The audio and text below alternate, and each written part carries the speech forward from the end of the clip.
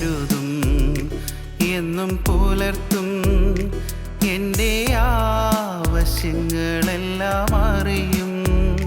ദുഃഖനാളിൽ കൈവിടാതെ തൻ്റെ ചിറകിൻ നിഴലിൽ മറയ്ക്കും. എന്നെ കരുതും എന്നും പുലർത്തും എൻ്റെ ആവശ്യങ്ങളെല്ലാം അറിയും. ദുഃഖനാളിൽ കൈവിടാതെ തൻ്റെ ചിറകിൻ നിഴലിൽ മറയ്ക്കും. ആശ്രയിപ്പാൻ എനിക്കെന്നും സർവശക്തൻ കൂടെയുണ്ട്. തളരാതെ മരുഭൂവിൽ യാത്ര ചെയ്യും പ്രത്യാശയോടെ. ആശ്രയിപ്പാൻ എനിക്കെന്നും സർവശക്തൻ കൂടെയുണ്ട്. തളരാതെ മരുഭൂവിൽ യാത്ര ചെയ്യും പ്രത്യാശയോടെ.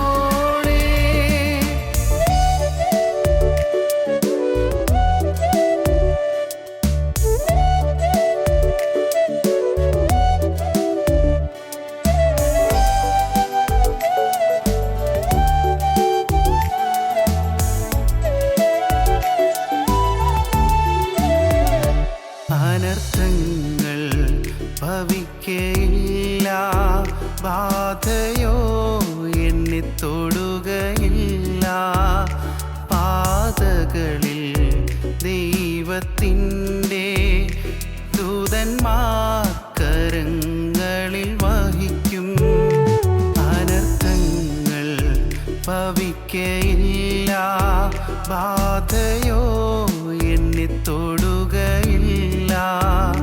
പാതകളിൽ ദൈവത്തിൻ്റെ ദൂതന്മാർ കരങ്ങളിൽ വഹിക്കും. ആശ്രയിപ്പാൻ എനിക്കെന്നും സർവശക്തൻ കൂടെയുണ്ട്. തളരാതെ മരുഭൂവിൽ യാത്ര ചെയ്യും പ്രത്യാശയോടെ. ആശ്രയിപ്പാൻ എനിക്കെന്നും സർവശക്തൻ കൂടെയുണ്ട്. തളരാതെ മരുഭൂവിൽ യാത്ര ചെയ്യും പ്രത്യാശയോടെ.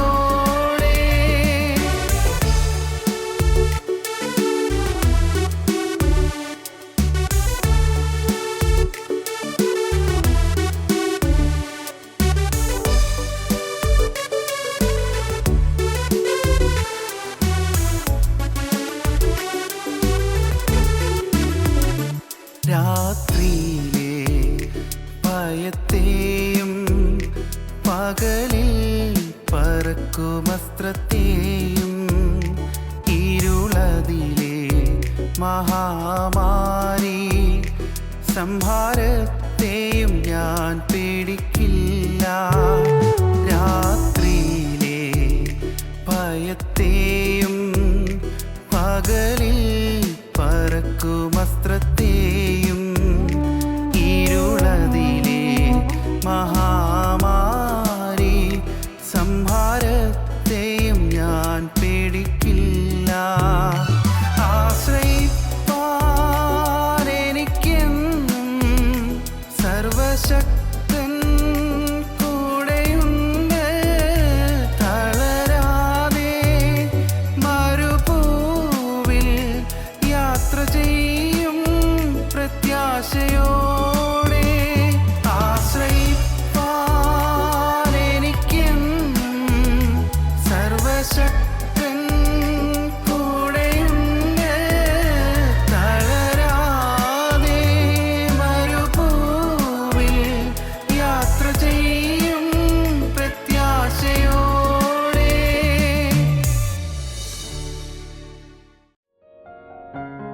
ഞങ്ങളും ക്രൂശിക്കപ്പെട്ട ക്രിസ്തുവിനെ പ്രസംഗിക്കുന്നു. ദൈവ തിരുനാമത്തിന് മഹത്വം ഉണ്ടാകട്ടെ. വെളിപ്പാട് പുസ്തകം 20-ാം അധ്യായം 11-ാമത്തെ വാക്യം മുതലുള്ളതായ ചില വാക്യങ്ങൾ വായിച്ച് കേൾപ്പിക്കാം. ഞാൻ വലിയൊരു വെള്ള സിംഹാസനവും അതിൽ ഒരുത്തൻ ഇരിക്കുന്നതും കണ്ടു. അവൻ്റെ സന്നിധിയിൽ നിന്ന് ഭൂമിയും ആകാശവും ഓടിപ്പോയി, അവയെ പിന്നെ കണ്ടില്ല. മരിച്ചവർ ആബാലവൃദ്ധം സിംഹാസനത്തിന് മുമ്പിൽ നിൽക്കുന്നതും കണ്ടു. പുസ്തകങ്ങൾ തുറന്നു, ജീവൻ്റെ പുസ്തകമെന്ന മറ്റൊരു പുസ്തകവും തുറന്നു. പുസ്തകങ്ങളിൽ എഴുതിയിരുന്നതിനൊത്തവണ്ണം മരിച്ചവർക്ക് അവരുടെ പ്രവൃത്തികൾക്കടുത്ത ന്യായവിധിയുണ്ടായി. ജീവപുസ്തകത്തിൽ പേരെഴുതി കാണാത്ത ഏവനെയും തീ പൊയ്കയിൽ തള്ളിയിടും. അന്തിമ ന്യായവിധിയെക്കുറിച്ചാണ് വേദപുസ്തകത്തിൽ, ഒടുവിലത്തെ പുസ്തകത്തിൽ പറഞ്ഞിരിക്കുന്നത്. അന്തിമ ന്യായവിധി മനുഷ്യർക്ക് ഉണ്ട് എന്ന് തിരുവചനം വ്യക്തമായി പറഞ്ഞു തരുന്നുണ്ട്. വിശുദ്ധ വേദപുസ്തകം വായിക്കുമ്പോൾ ഇവിടെ മാത്രമല്ല, വരാനിരിക്കുന്ന ന്യായവിധിയെക്കുറിച്ചുള്ളതായ അറിയിപ്പുകളും മുന്നറിയിപ്പുകൾ മാത്രമല്ല, വ്യക്തമായ അരുളപ്പാടുകളും നമുക്ക് ലഭിക്കുന്നുണ്ട്. എബ്രായ ലേഖനം 9-ാം അധ്യായത്തിൻ്റെ ഒടുവിലത്തെ വാക്യം ഒരിക്കൽ മരിക്കുകയും പിന്നെ ന്യായവിധിയും മനുഷ്യർക്ക് നിയമിച്ചിരിക്കുന്നു എന്നാണ്. ഒരിക്കൽ മരണം, പിന്നീട് ന്യായവിധി. ഒരിക്കൽ മരിക്കുകയും പിന്നെ ന്യായവിധിയും മനുഷ്യർക്ക് നിയമിച്ചിരിക്കുന്നു. പൂർവിക പുണ്യപിതാക്കന്മാർ പറയുകയും പഠിപ്പിക്കുകയും ചെയ്തു, മരണം, ന്യായവിധി, സ്വർഗം, നരകം, ഈ 4 കാര്യങ്ങൾ മനുഷ്യർ എന്നും ഓർക്കേണ്ടതാണെന്ന്. മരണം, ന്യായവിധി, സ്വർഗം, നരകം. മരണമുണ്ട്, ഉറപ്പാണ്. മരണശേഷം ഒരു ന്യായവിധിയുണ്ട്, തീർച്ചയാണ്. ന്യായവിധി കഴിഞ്ഞ് ഒന്നുകിൽ സ്വർഗം അല്ലെങ്കിൽ നരകം, നിത്യത ഉണ്ട്, അതും സത്യമാണ്. ഒരിക്കൽ മരണം, പിന്നെ ന്യായവിധി. മരിച്ചതിന് ശേഷം ഒരു ന്യായവിധി ഉണ്ടാകും. ന്യായവിസ്താര രംഗത്ത് നിൽക്കേണ്ടി വരും. ഇവിടെ വെളിപ്പാട് പുസ്തകം 20-ാം അധ്യായം 12-ാം വാക്യത്തിൽ നാം വായിച്ചത്, മരിച്ചവർ ആബാലവൃദ്ധം സിംഹാസനത്തിന് മുമ്പിൽ നിൽക്കുന്നതും കണ്ടു എന്നാണ്. മരിച്ചവർ ആബാലവൃദ്ധം, ബാലൻ മുതൽ വൃദ്ധൻ വരെ സകലരും സിംഹാസനത്തിന് മുമ്പിൽ വന്ന് നിൽക്കുന്നു. ആ വലിയ സിംഹാസനം നിത്യനായ, തേജോമയനായ, മഹാപരിശുദ്ധനായ, ജീവനുള്ള ദൈവം എഴുന്നള്ളിയിരിക്കുന്ന സിംഹാസനമാണ്. ആ സിംഹാസനത്തിൽ ദൈവം ഇരിക്കുമ്പോൾ അപ്പോൾ മരിച്ച സകലമാന ആളുകളും അവിടെ സിംഹാസനത്തിന് മുമ്പിൽ, ന്യായാസനത്തിന് മുമ്പിൽ വന്ന് നിൽക്കുന്നു. മരിച്ചവർക്ക് അവരുടെ പ്രവൃത്തികൾക്ക് അടുത്ത ന്യായവിധി ഉണ്ടായി എന്ന് ഇവിടെ പറഞ്ഞിരിക്കുന്നു. വരാനിരിക്കുന്ന കാര്യം മുൻകൂട്ടി അപ്പോസ്തലൻ കാണുകയാണ്. അതാണ് മരിച്ചവർക്ക് അവരുടെ പ്രവൃത്തികൾക്കടുത്ത വിധി ഉണ്ടായി എന്ന് പറയുന്നത്. വരാനിരിക്കുന്ന കാര്യം മുൻകൂട്ടി കാണുകയാണ്. അതാണ് പ്രവചനം എന്ന് പറയുന്നത്. ഇതുവരെ സംഭവിച്ചതോ ഇപ്പോൾ സംഭവിക്കുന്നതായ കാര്യമല്ല, ഇനി സംഭവിക്കാനിരിക്കുന്ന കാര്യങ്ങൾ.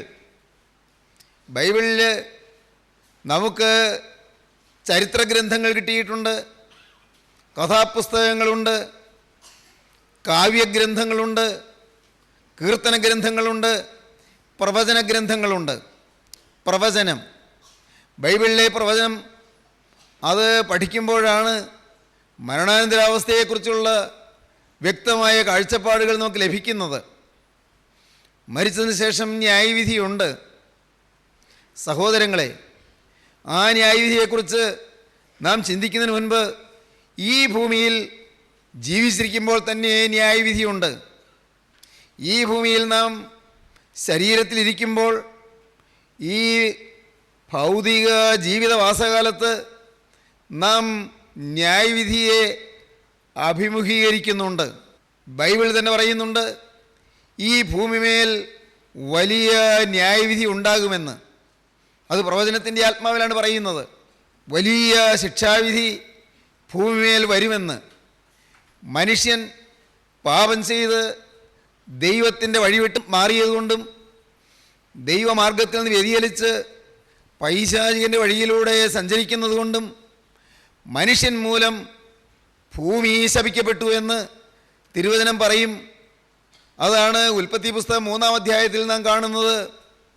മനുഷ്യൻ ചെയ്ത പാപം മൂലം ഭൂമി ശപിക്കപ്പെട്ടിരിക്കുന്നു എന്ന് നിത്യനായ ദൈവം അരുളി ചെയ്യുന്നുണ്ട്. ഭൂമിമേൽ ശാപം വരും. ഉൽപ്പത്തി പുസ്തകം 18-ാം അധ്യായം വായിക്കുമ്പോൾ നാം കാണുന്നുണ്ട്, മനുഷ്യൻ്റെ പാപം മൂലം, മനുഷ്യൻ്റെ വഷളത്വം മൂലം സോദോമിൻ്റെ മേലും ഗൊമോറയുടെ മേലും വലിയ ശിക്ഷാവിധി വരുന്നു എന്ന്. ഉൽപ്പത്തി പുസ്തകം 18-ാം അധ്യായം 20-ാം വാക്യം അങ്ങനെയാണ് പറയുന്നത്. പിന്നെ യഹോവ സോദോമിൻ്റെയും ഗൊമോറയുടെയും നിലവിളി വലിയതും അവരുടെ പാപം അതികഠിനവുമാകുന്നു.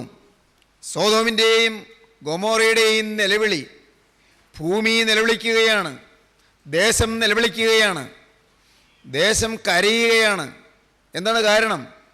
ദേശത്തിന്മേൽ വരുന്ന മഹാവലിയ അനർത്ഥങ്ങൾ. ആ അനർത്ഥങ്ങൾക്ക് കാരണം എന്താണ്? ആ വലിയ നാശത്തിനും ശിക്ഷയ്ക്കും കാരണം എന്താണ്? കാരണം ദേശത്തെ ജനത്തിൻ്റെ പാപം. സോദോമിൻ്റെയും ഗൊമോറയുടെയും നിലവിളി വലിയതും അവരുടെ പാപം, അവിടെ തദ്ദേശവാസികളുടെ പാപം, ആ ദേശത്ത് വസിക്കുന്നവരുടെ പാപം അതികഠിനവുമാകുന്നു. പ്രിയപ്പെട്ടവരെ, അവരുടെ പാപം കഠിനമായതുകൊണ്ട് ദേശത്തിന്മേൽ ശിക്ഷ വരികയാണ്. ദൈവത്തിൻ്റെ തിരുവചനം നാം വായിക്കുമ്പോൾ വേറൊരു ഭാഗത്ത് കാണാം.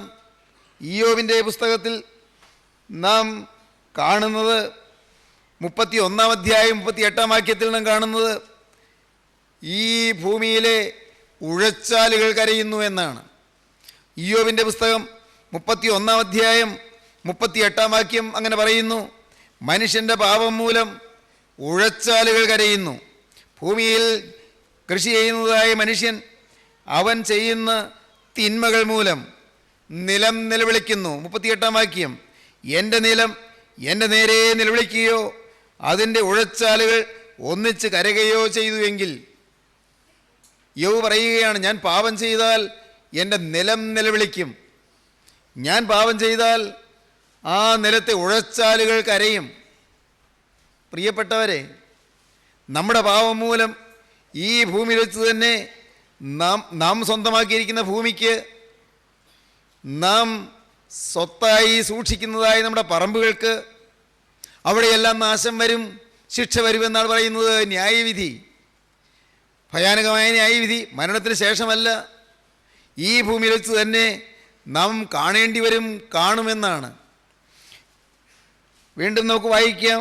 ഹോശയ്യ പ്രവാചകന്റെ പുസ്തകം 4-ാം അധ്യായം 3-ാം വാക്യം വായിക്കുമ്പോൾ കാണാം, അതുകൊണ്ട് ദേശം ദുഃഖിക്കുന്നു, അതിൽ സകല നിവാസികളും വയലിലെ മൃഗങ്ങളും ആകാശത്തിലെ പറവുകളും ക്ഷീണിച്ചു പോകുന്നു, സമുദ്രത്തിലെ മത്സ്യങ്ങളും ഇല്ലാതെ പോകുന്നു.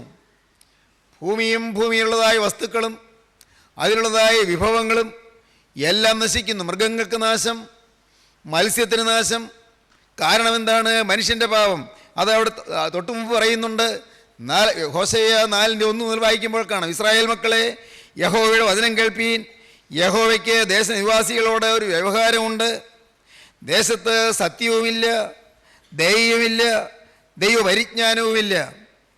അവർ ആണയിടുന്നു, ഭോഷ്ക് പറയുന്നു, കൊല ചെയ്യുന്നു, മോഷ്ടിക്കുന്നു, വ്യഭിചരിക്കുന്നു, വീട് മുറിക്കുന്നു, രക്തപാതകത്തോടെ രക്തപാതകം കൂട്ടുന്നു. അതുകൊണ്ട് ദേശം ദുഃഖിക്കുന്നു. മനുഷ്യരുടെ പാപം മൂലം ദേശത്ത് നാശം വരുന്നു, ദേശം കരയുകയാണ്. മനുഷ്യർ ചെയ്യുന്ന പാപങ്ങൾ എന്തെല്ലാം? ദേശത്ത് സത്യമില്ല, ദയയില്ല, ദൈവപരിജ്ഞാനമില്ല. അവർ ആണയിടുന്നുണ്ട്, പക്ഷേ ഭോഷ്ക് പറയുകയും ചെയ്യുന്നു, കൊലപാതകം ചെയ്യുന്നു, മോഷണം നടത്തുന്നു, വ്യഭിചാരം ചെയ്യുന്നു, ഭവനഭേദന നടത്തുന്നു, രക്തപാതകത്തോടെ രക്തപാതകം കൂട്ടുന്നു, കൊലപാതകങ്ങൾ നടക്കുന്നു. പ്രിയപ്പെട്ടവരെ, അതുകൊണ്ട് ദേശം ദുഃഖിക്കുന്നു, അതുകൊണ്ട് ദേശം ദുഃഖിക്കുന്നു. അതിലെ സകല നിവാസികളും വയലിലെ മൃഗങ്ങളും ആകാശത്തിലെ പറവകളും ക്ഷീണിച്ചു പോകുന്നു, സമുദ്രത്തിലെ മത്സ്യങ്ങളും ഇല്ലാതാകുന്നു. മനുഷ്യൻ്റെ പാപം മൂലം ശിക്ഷകൾ വരുന്നത്, ഭൂമിക്ക് വരുന്നു ശിക്ഷ, ദേശത്തിന് ശിക്ഷ വരുന്നു. ഹബക്കൂക്ക് പ്രവാചകന്റെ പുസ്തകം 2-ാം അധ്യായം 13-ാം വാക്യം വായിക്കുമ്പോൾ അവിടെ നാം ഇതുപോലെ തന്നെ കാണുന്നുണ്ട്. ഒരു വീട്ടിൽ പാപം നടക്കുമ്പോൾ ആ വീട്ടിൻ്റെ ഭിത്തി കരയുമെന്ന്, ആ വീടിൻ്റെ റൂഫ്, അതിൻ്റെ മേൽപ്പുര കരയുമെന്ന് ഹബക്കൂക്ക് പറയുകയാണ്. ഹബക്കൂക്ക് പ്രവാചകന്റെ പുസ്തകം 2-ാം അധ്യായം 11-ാം വാക്യം, ചുവരിൽ നിന്ന് കല്ല് നിലവിളിക്കുകയും മരപ്പണിയിൽ നിന്ന് തുലാം ഉത്തരം പറയുകയും ചെയ്യുമല്ലോ. ചുവരിൽ നിന്ന് കല്ല് നിലവിളിക്കുന്നു, മരപ്പണിയിൽ നിന്ന് തുലാം ഉത്തരം പറയുന്നു. എന്താണ് ഈ പറഞ്ഞത്? നമ്മുടെ വീടിൻ്റെ ഭിത്തിയിലെ കല്ലുകൾ, ഇഷ്ടികയാകട്ടെ, കല്ലാകട്ടെ, അല്ല മറ്റേതെങ്കിലും മറ്റു വസ്തുക്കളാകട്ടെ, ആ ഭിത്തി കാണുന്നു, കരയുന്നുവെന്ന് നിത്യനായ ദൈവം അരുളി ചെയ്യുന്ന വാക്കാണത്. പ്രവാചകന് നാവിൽ കൂടി പറയുകയാണ്. എന്ന് പറഞ്ഞാൽ എന്താണ് ഇതിൻ്റെ അർത്ഥം? മനുഷ്യന് പലരെയും മറയ്ക്കാം, പലതിനെയും മറയ്ക്കാം. പക്ഷേ ഈ പ്രകൃതിയിൽ മനുഷ്യൻ ചെയ്തു കൂട്ടുന്നതോ ചിന്തിച്ചു കൂട്ടുന്നതോ പറഞ്ഞു കൂട്ടുന്നതോ ആയ കാര്യങ്ങൾ ഒന്നും മറവായിരിക്കുന്നില്ല. അതെല്ലാം ന്യായവിധിയിലേക്ക് നമ്മെ നയിച്ചു കൊണ്ടുപോകുകയാണ്, ന്യായവിധിയിലേക്ക് നമ്മെ എത്തിക്കുന്നതാണ്. അതുമൂലം മരപ്പണി കരയുകയും കല്ലുകൾ, ചുവരിലെ കല്ലുകൾ നിലവിളിക്കുകയും ചെയ്യുന്നുവെന്ന് ഹബക്കൂക്ക് പ്രവാചകന്റെ പുസ്തകം 2-ാം അധ്യായത്തിന് അതിന് മുൻപുള്ള വാക്യങ്ങൾ വായിക്കുമ്പോഴാണ് എന്തെല്ലാമാണ് അനർത്ഥങ്ങൾ നടക്കുന്നത് എന്ന്. 8-ാം വാക്യം, നീ പല ജാതികളോടും കവർ ചെയ്തുകൊണ്ട് ജാതികളിൽ ശേഷിപ്പുള്ളവരൊക്കെയും മനുഷ്യരുടെ രക്തനിമിത്തവും നീ ദേശത്തോടും നഗരത്തോടും നിന്റെ സകല നിവാസികളോടും ചെയ്ത സാഹസ നിമിത്തവും നിന്നോടും കവർ ചെയ്യും. തുറന്ന് വായിക്കുമ്പോൾ കാണാം, ദുരാദായം ആഗ്രഹിക്കുന്നു, പല ജാതികളെയും ഛേദിച്ച് കളയുന്നു, നീ നിന്റെ സ്വന്തം പ്രാണനോട് പാപം ചെയ്തിരിക്കുന്നു. അനേകം തെറ്റുകൾ മനുഷ്യ ജീവിതത്തിൽ വരുന്നു. തന്മൂലം അത് ചെയ്യുന്നത് വീടിൻ്റെ ചുമരുകൾ സാക്ഷിയായി നിൽക്കുന്നു, മുകളിലെ മേൽപ്പുരകൾ സാക്ഷിയായി നിൽക്കുന്നു, മരപ്പണികളും അവിടെയുള്ള ഉപകരണങ്ങളും സാക്ഷിയായി നിൽക്കുന്നു. പ്രിയപ്പെട്ടവരെ, ഓർക്കുക, ഈ ഭൂമിയിൽ നാം ചെയ്യുന്നത്, നാം നിരൂപിക്കുന്നത്, നാം പറയുന്നത് എല്ലാം മറഞ്ഞു പോകുന്നില്ല, മറന്നു പോകുന്നില്ല, എല്ലാം രേഖപ്പെടുത്തി വയ്ക്കുന്നു. മറക്കാതിരിക്കുക. ന്യായവിധിയുണ്ട്. നാം തിരുവചനം വായിക്കുമ്പോൾ പിന്നെയും നമുക്ക് കാണാം, ഇതുമൂലമാണ്, മനുഷ്യൻ്റെ പാപം മൂലമാണ് ബാധകൾ ഭൂമിയിൽ വരുന്നത് എന്ന്. യെശയ്യാ പ്രവാചകന്റെ പുസ്തകം 13-ാം അധ്യായം 11-ാം വാക്യം നമുക്കൊന്ന് വായിച്ചു കേൾക്കാം. ഞാൻ ഭൂതലത്തെ ദോഷനിമിത്തവും ദുഷ്ടന്മാരെ അവരുടെ അകൃത്യനിമിത്തവും സന്ദർശിക്കും. അഹങ്കാരിയുടെ ഗർവത്തെ ഞാൻ ഇല്ലാതാക്കും, ഉഗ്രന്മാരുടെ നിഗളത്തെ താഴ്ത്തും. 10-ാം വാക്യം നമുക്ക് വായിച്ചു കേൾക്കാം. ആകാശത്തിലെ നക്ഷത്രങ്ങളും നക്ഷത്രരാശികളും പ്രകാശം തരികയില്ല. സൂര്യൻ ഉദയത്തിങ്കൽ തന്നെ ഇരുണ്ടുപോകും, ചന്ദ്രൻ പ്രകാശം നൽകുകയുമില്ല. തന്നെയുമല്ല, യെശയ്യാവ് 14-ാം അധ്യായത്തിൻ്റെ 17-ാം വാക്യത്തിൽ പറയുന്നു, ഭൂമിയെ നടുക്കുകയും രാജ്യങ്ങളെ കുലുക്കുകയും ഭൂതലത്തെ മരുഭൂമി പോലെ ആക്കുകയും അതിലെ പട്ടണങ്ങൾ ഇടിച്ചു കളയുകയും തൻ്റെ ബദ്ധന്മാരെ വീട്ടിലേക്ക് അഴിച്ചുവിടാതിരിക്കുകയും ചെയ്തവൻ ഇവനല്ലയോ എന്ന് നിരൂപിക്കും. ഭൂതലത്തെ മരുഭൂമി പോലെയാക്കുന്നു, ഭൂമി നടുങ്ങുന്നു, രാജ്യങ്ങൾ കുലുങ്ങുന്നു. എന്താണ് ഈ പറഞ്ഞത്? ഭൂമി കുലുക്കങ്ങൾ, ഭൂകമ്പങ്ങൾ, വലിയ നാശങ്ങൾ, വലിയ അനർത്ഥങ്ങൾ മനുഷ്യൻ്റെ പാപം മൂലം വരുന്നു എന്ന്. യെശയ്യാ പ്രവാചകന്റെ പുസ്തകം 24-ാം അധ്യായത്തിൻ്റെ 17-ാം വാക്യം വായിക്കുമ്പോൾ അവിടെ നാം ഇങ്ങനെ കാണുന്നു. 17-ാം വാക്യം, ഭൂവാസിയെ പേടിയും കുഴിയും കണിയും നിനക്ക് നേരിട്ടിരിക്കുന്നു. പേടി കേട്ട് ഓടിപ്പോകുന്നവൻ കുഴിയിൽ വീഴും, കുഴിയിൽ നിന്ന് കയറുന്നവൻ കണിയിലകപ്പെടും. ഉയരത്തിലെ കിളിവാതിലുകൾ തുറന്നിരിക്കുന്നു, ഭൂമിയുടെ അടിസ്ഥാനങ്ങൾ കുലുങ്ങുന്നു. ഭൂമി കുലുക്കങ്ങൾ, ഭൂകമ്പങ്ങൾ, ഭൂമിയുടെ അടിസ്ഥാനങ്ങൾ കുലുങ്ങുന്നു. ഭൂമി പൊടുപൊടെ പൊട്ടുന്നു, ഭൂമി കിറുകിറെ കീറുന്നു, ഭൂമി കിടുകിട കിടുങ്ങുന്നു, ഭൂമി മത്തനെ പോലെ ചാഞ്ചാടുന്നു, കാവൽ മാടം പോലെ ആടുന്നു. അതിൻ്റെ അകൃത്യം, അതിന്മേൽ ഭാരമായിരിക്കുന്നു, അത് വീഴും, എഴുന്നേൽക്കുകയുമില്ല. ഭൂമിമേൽ ന്യായവിധി വരുന്നു. ഈ പ്രകൃതിയിൽ തന്നെ ന്യായവിധി സംഭവിക്കുന്നു. ഭൂമിയിലുള്ളതായ വിളവുകളിൽ ന്യായവിധി വരുന്നു. ഭൂമിയിലുള്ള പണിപ്പാടുകളിൽ ന്യായവിധി വരുന്നു. ഇവിടെ വെച്ച് തന്നെ സംഭവിച്ചുകൊണ്ടിരിക്കുന്നു. മനുഷ്യൻ്റെ പാപം മൂലം അതാണ്. അകൃത്യം വലുതായിരിക്കുന്നു, പാപം വലുതായിരിക്കുന്നു. ഭൂമി പൊടുപൊടെ പൊട്ടുന്നു, ഭൂമിയുടെ അടിസ്ഥാനങ്ങൾ കുലുങ്ങുന്നു. ഭൂമി പൊടുപൊടെ പൊട്ടുന്നു, ഭൂമി കീറേ കീറുന്നു, ഭൂമി കിടുകിടക്കിടുങ്ങുന്നു. ഭൂമി മത്തനെ പോലെ ചാഞ്ചാടുന്നു, കാവൽമാടം പോലെ ആടുന്നു. പ്രിയപ്പെട്ടവരെ, നാം ഈ ഭൂമിയിൽ ഭൂകമ്പങ്ങളെക്കുറിച്ച് നാം കേൾക്കുന്നു, പല അനർത്ഥങ്ങളെക്കുറിച്ച് നാം കേൾക്കുന്നു, പല അത്യാഹിതങ്ങളെക്കുറിച്ച് നാം കേൾക്കുന്നു. 114 സങ്കീർത്തനം എന്ന് വായിക്കുമ്പോൾ അവിടെ ഈ തിരമാലകളുടെ കയറ്റത്തെക്കുറിച്ച് പറയുന്നുണ്ട്. തിരമാലകളുടെ വേലിയേറ്റത്തെക്കുറിച്ച് അവിടെ പറയുന്നത് വളരെ അത്ഭുതകരമായ ഒരു കാര്യമായിട്ടാണ്. 114 സങ്കീർത്തനം 3-ാം വാക്യം മുതൽ ഇങ്ങനെയാണ് വായിക്കുന്നത്: സമുദ്രം കണ്ടു ഓടി, യോർദാൻ പിൻവാങ്ങിപ്പോയി, പർവ്വതങ്ങൾ മുട്ടാടുകളെ പോലെയും കുന്നുകൾ കുഞ്ഞാടുകളെ പോലെയും തുള്ളി. പർവ്വതങ്ങൾ മുട്ടാടുകളെ പോലെ തുള്ളുന്നതും കുന്നുകൾ കുഞ്ഞാടുകളെ പോലെ തുള്ളുന്നതും ഭൂമിയെ കുലുങ്ങുന്നതിനെ കാണിക്കുന്നു. സമുദ്രം കണ്ടു ഓടി, സമുദ്രം ഓടി മാറുന്നു. സഹോദരങ്ങളെ, ഇതെല്ലാം ഈ ഭൂമിമേൽ വരുന്ന ന്യായവിധികളാണ്. ഭൂമിമേൽ ന്യായവിധി വരുന്നു. അത് കഴിഞ്ഞു. പ്രിയപ്പെട്ടവരെ, നാം ഈ ഭൂമിയിൽ നിന്ന് മരിച്ചു പോയതിന് ശേഷമാകാം, ചിലപ്പോൾ ഭൂമിയിൽ ജീവിച്ചിരിക്കുമ്പോഴാകാം, നമ്മുടെ അനന്തര തലമുറയ്ക്ക് ന്യായവിധി വരുന്നു. അനന്തര തലമുറയ്ക്ക് ന്യായവിധി വരുന്നു. ചിലപ്പോൾ നാം ഈ ഭൂമിയിൽ നിന്ന് കടന്നു പോയതിന് ശേഷമായിരിക്കും കർത്താവിൻ്റെ രണ്ടാമത്തെ ഒരു താമസിക്കുന്നുവെങ്കിൽ ഈ ഭൂമിയിലുള്ളതായ നമ്മുടെ പിൻതലമുറയ്ക്ക്, ഇനി വരാനിരിക്കുന്ന തലമുറയ്ക്ക്, മക്കളും മക്കളുടെ മക്കളും അനന്തര തലമുറയും അവരും ശിക്ഷയ്ക്ക് അധീനരായി തീരുന്നു തിരുവചനം പറയുന്നു. ബൈബിൾ വ്യക്തമായി പഠിപ്പിച്ചു തരുന്നു. പുറപ്പാട് പുസ്തകം 20-ാം അധ്യായം 5-ാം വാക്യം വായിക്കുമ്പോൾ നാം കാണുന്നു: നിന്റെ ദൈവമായ യഹോവയായ ഞാൻ തീക്ഷ്ണതയുള്ള ദൈവമാകുന്നു. എന്നെ പകയ്ക്കുന്നവരിൽ പിതാക്കന്മാരുടെ അകൃത്യം 3-ാമത്തെയും 4-ാമത്തെയും തലമുറ വരെ മക്കളുടെ മേൽ സന്ദർശിക്കും. തലമുറയിലേക്ക് ന്യായവിധി വരുന്നു. തലമുറയിലേക്ക് പാപത്തിൻ്റെ ശിക്ഷ വരുന്നു. പാപത്തിൻ്റെ ശിക്ഷ മൂലം മക്കളും മക്കളുടെ മക്കളും അനർത്ഥം അനുഭവിക്കേണ്ടി വരുന്നു. പുറപ്പാട് പുസ്തകം 34-ാം അധ്യായം 7-ാം വാക്യം വായിച്ച് കേൾക്കാം. പുറപ്പാട് 34:7. ആദ്യം നാം കണ്ടത്: ഞാൻ തീക്ഷ്ണതയുള്ള ദൈവമാകുന്നു. എന്നെ പകയ്ക്കുന്നവരിൽ പിതാക്കന്മാരുടെ അകൃത്യം 3-ാമത്തെയും 4-ാമത്തെയും തലമുറ വരെ മക്കളുടെ മേൽ സന്ദർശിക്കുമെന്നാണ്. പുറപ്പാട് പുസ്തകം 34-ാം അധ്യായം 7-ാം വാക്യം വായിച്ച് കേൾക്കാം. കുറ്റമുള്ളവനെ വെറുതെ വിടാതെ പിതാക്കന്മാരുടെ അകൃത്യം മക്കളുടെ മേലും മക്കളുടെ മേലും 3-ാമത്തെയും 4-ാമത്തെയും തലമുറയോളം സന്ദർശിക്കുന്നവൻ 3-ാമത്തെയും 4-ാമത്തെയും തലമുറയോളം സന്ദർശിക്കും. സഹോദരങ്ങളെ, പലപ്പോഴും നാം അറിയുന്നില്ല, നമ്മുടെ ജീവിതത്തിൽ വരുന്ന പാപം മൂലം നമ്മുടെ മക്കൾ ശിക്ഷ അനുഭവിക്കുമെന്ന്, നമ്മുടെ മക്കളുടെ മക്കൾ ശിക്ഷ അനുഭവിക്കുമെന്ന്.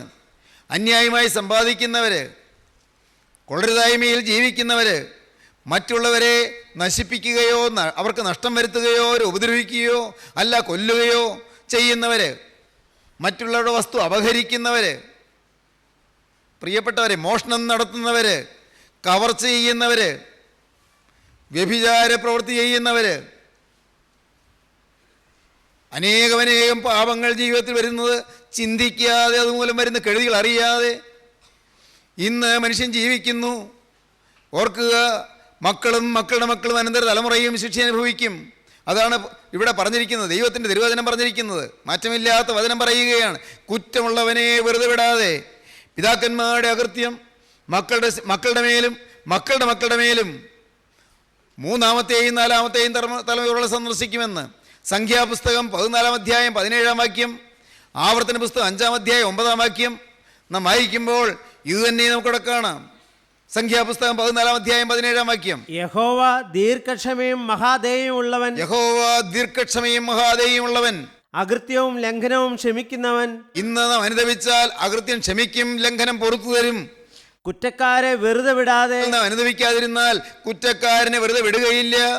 പിതാക്കന്മാരുടെ അകൃത്യം മൂന്നാമത്തെയും നാലാമത്തെയും തലമുറയോളം മക്കളുടെ മേൽ സന്ദർശിക്കുന്നവൻ. ഓർക്കുക, ഈ ഭൂമിയിൽ നാം ചെയ്യുന്ന പാപത്തിന് ഇവിടെ വെച്ച് ശിക്ഷയുണ്ട്.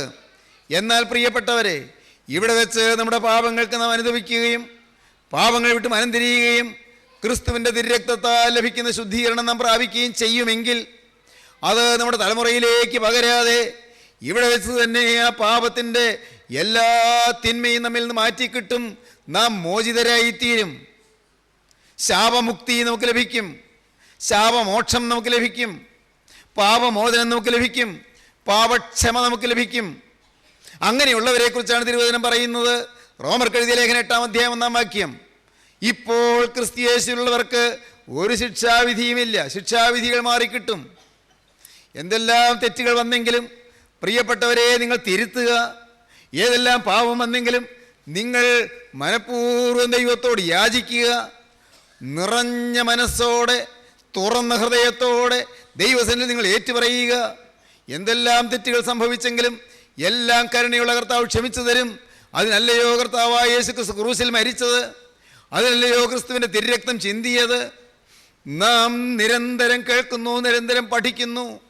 ഏറ്റവും പരമപ്രധാനമായ കാര്യം, കർത്താവായ യേശു തൻ്റെ തിരുരക്തം നമുക്ക് വേണ്ടി ഒഴുക്കിയിരിക്കുന്നു. നമ്മുടെ പാപക്കറകൾ ക്രിസ്തു കഴുകിയിരിക്കുന്നു. ഇത് നാം വിശ്വസിക്കുകയും ക്രിസ്തുവിനെ നമ്മുടെ ഹൃദയത്തിന് നാഥനായി നാം കൈക്കൊള്ളുകയും ചെയ്യുമ്പോൾ ക്രിസ്തുവിൻ്റെ തിരുരക്തം വന്ന് നമ്മെ കഴുകുന്നു. ക്രിസ്തു നമ്മെ പുതുതാക്കുന്നു. ക്രിസ്തു നമ്മുടെ ജീവിതത്തിന് പുതുക്കം തരുന്നു. ക്രിസ്തു നമ്മെ അനുഗ്രഹിക്കുന്നു. ക്രിസ്തുവിൻ്റെ തിരുരക്തം നിങ്ങളെ തഴുകട്ടെ. ക്രിസ്തുവിൻ്റെ തിരുരക്തം നിങ്ങളെ അനുഗ്രഹിക്കട്ടെ. ക്രിസ്തുവിൻ്റെ രക്തത്താലുള്ള കഴുകൽ പ്രാപിക്കാൻ നിങ്ങൾക്കിടയാകട്ടെ. നമുക്ക് പ്രാർത്ഥിക്കാം, നമ്മെ തന്നെ സമർപ്പിക്കാം. കരുണയുള്ള കർത്താവേ, ഈ സമയത്തിനായി ഞങ്ങൾ നിന്നെ സ്തുതിക്കുന്നു. ഈ വചനം കേട്ടെല്ലാവരെയും നാഥ അവിടുത്തെ തൃക്കരം വെച്ച് ആശീർവദിക്കണമേ. കർത്താവെ, പാപത്തെ ഓർത്ത് അനുഭവിക്കുവാനും പാപം വിട്ട് മാനസാന്തരപ്പെടുവാനും പുതുജീവിതം തുടങ്ങുവാനും നിൻ്റെ ഈ മക്കൾക്ക് ഭാഗ്യം നൽകണമേ. കർത്താവെ, എല്ലാം മായെന്നും എല്ലാം താൽക്കാലികമെന്നും ഓർത്തുകൊണ്ട് നിത്യജീവന് വേണ്ടി ഒരുങ്ങുവാൻ കർത്താവെ നിന്റെ മക്കൾക്ക് ഭാഗ്യം നൽകണമേ. ന്യായവിസ്താര ദിവസത്തേക്ക് പാപങ്ങൾ നീക്കിവെക്കാതെ കർത്താവെ ഇന്ന് തന്നെ ഈ വാക്കുകളെ കേൾക്കുന്നവർക്ക് പാപമോചനം പ്രാപിക്കുന്നവരായി എഴുന്നേൽപ്പാനുള്ള സൗഭാഗ്യം നൽകണമേ. എല്ലാവരെയും അനുഗ്രഹിക്കണമേ. യേശുക്രിസ്തുവിൻ്റെ മഹത്വമുള്ള നാമത്തിൽ തന്നെ. ആമീൻ.